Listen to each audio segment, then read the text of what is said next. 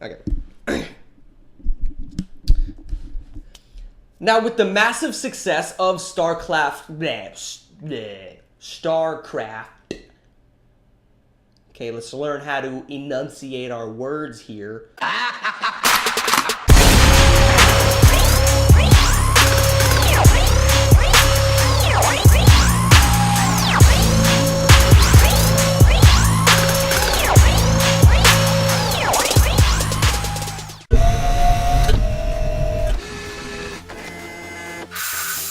What's up, guys? Welcome back to all the true thugs out there. Okay, I know your week has been hard. You've been out there working, just grinding away. But why don't you just take a second, all right? Let me entertain you for the next, I don't know, 8 to 10 minutes. So what are we talking about today? Well, today we are talking about quantum physics. Okay, we are not talking about that because I don't know anything about it. Matter of fact, if I did know anything about quantum physics, the gas tank in my truck probably wouldn't be on E. Words to live by, kids. Words to live by. No, but seriously, today we are talking about the history of esports. Now, when I say that, a lot of you guys out there are thinking, yeah, bro, MLG. No, okay, there's a lot more to competitive gaming than just the MLG. You need to open up your horizon. But so how did esports actually come about? Well, you could argue the fact that, competitive gaming has really been around ever since the first video game was made. But the first really, step towards esports, making it much more of a competitive form of playing, first started in the 80s, believe it or not, because Atari held a competition for Space Invaders. That's right, fucking Space Invaders. My God, the world has come a long way.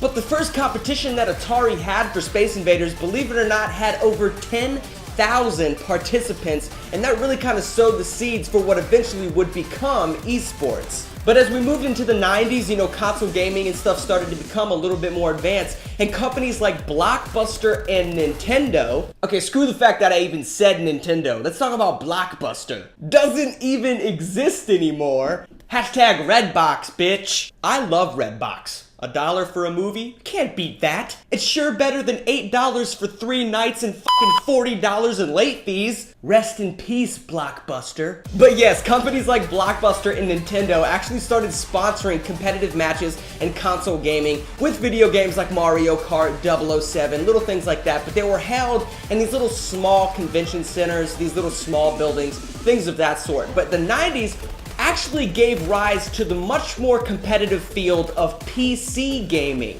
Now, in 1997, what many consider to be the first esports tournament actually took place, and it was called the Red Annihilation Tournament. What? That sounds awesome. That's way better than the, MLG spring bracket. Bro, what'd you sign up for? The Red Annihilation Tournament? Oh, well, I'm part of the spring bracket for MLG. You see what I'm saying? There's a huge difference. Why don't they make names like that anymore? But the game that this Red Annihilation Tournament took place around was a game called Quake for the PC. Now, if you don't know what that is, I don't know, what are you doing? But it was a very popular video game for the PC, and it had over 2,000 participants for this tournament, and the winner, believe it or not, got to take home a red Ferrari that was owned by John Carmack, the lead developer on Quake. What?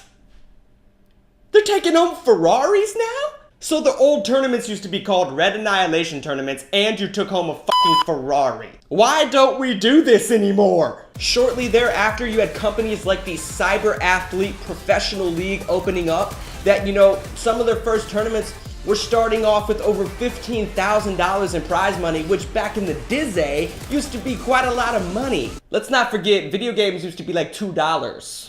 Okay, they were never that cheap. However, during this time, FPS shooters, first-person shooters, sports games, and arcade-style games were really the most popular esports titles. But, okay, in the late 90s, as the PC gaming industry started to take over a little bit, it gave rise to a new form of competitive esports, which is the real-time strategy game, also known as the RTS. Now, the first RTS game to really blow up in the competitive esports world was called Starcarft Blood Wars. I just get really excited when I hear the name of that game, okay? Maybe I'm playing the Red Annihilation Tournament and I'm winning a freaking Ferrari. I still can't get over the fact that we don't give away Ferraris anymore. But the reason why RTS games really started taking over the competitive industry was because people were used to, the FPS titles relying on your twitch skills and fast reflexes, whereas in an RTS, it required you to have very thought out, long-term planning. Some consider this to be the modern version of chess, which is why I don't play RTS games, because I suck at chess. So now, along with the success of Starcarft, you had more companies and leagues opening up, such as the World Cyber Games and the Electronic Sports World Cup. But then, in 2002, the company and league that we all love so freaking much, Major League Gaming, opened up its doors. Now, if any of you don't know what Major League Gaming is, essentially, it is the biggest and most successful competitive gaming sports league in the world. Whoa, whoa, whoa, whoa. Pump your brakes, bro, because League of Legends has prize pools of over $1 million. You would be correct, but we will get to that in a second. The reason Major League Gaming is the biggest and most successful league in the world is because Major League Gaming has tournaments for a wide variety of games and genres instead of just focusing on one genre like an FPS or a MOBA. Now, over the years, Major League Gaming has grown massively in success, having a large number of tournaments every year, and many of them, reaching prize pools of over $100,000. Ooh, break me off a piece of that. Kit Kat. Bar. And it actually got so successful that in 2006, MLG made its first appearance on television, landing its very own series on the USA Network, and it was featured on ESPN. Can you imagine that, being a gamer on ESPN? It's my freaking dream we're talking about here, okay? My dream. Unfortunately, the MLG presence didn't last long on television, but it did open up the eyes to investors of possibly streaming their events on the internet. Now, this is where things get interesting. Because in 2011, the Spring Championship of MLG brought in over 4 million views on the internet. That's more views than the NBA All-Stars Championship. But let's get real, nobody watches that. Just like nobody watches the frickin' NFL Pro Bowl. Don't lie to yourself. And if you do watch it,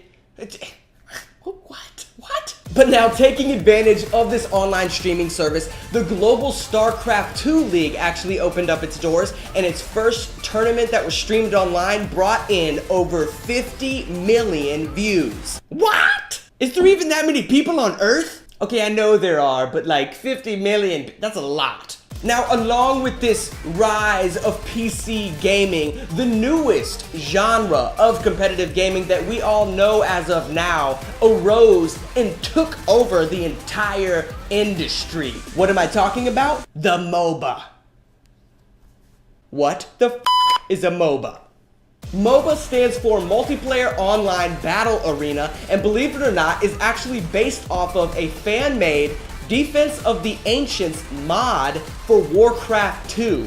That means a group of modders created a multi-million-dollar industry on their computer.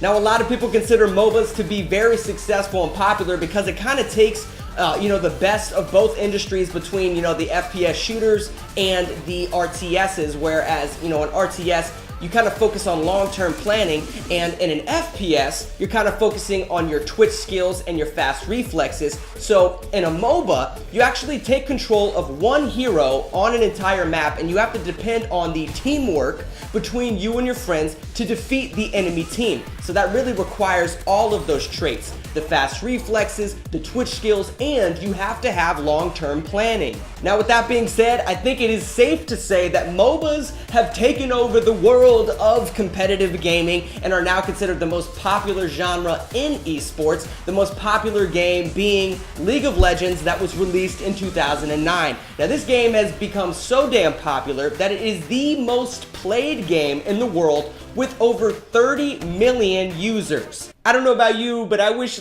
World of Warcraft was still really popular, I wish there was 30 million people on frickin' World of Warcraft. I miss it and I love it, okay? My night elf priest, his name was Apollo. How cool is that?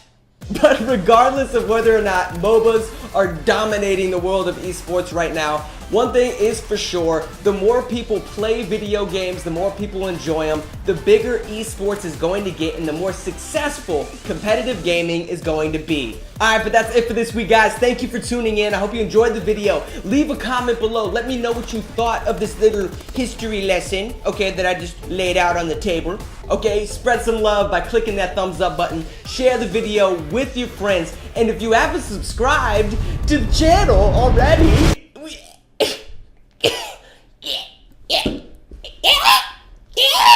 you see what you make me do? Okay, I freak out if you don't subscribe. So just do it. Alright, I'll see everybody here in a couple days. Okay, keep living that life. Because that's what thugs do, baby. Take it easy, guys.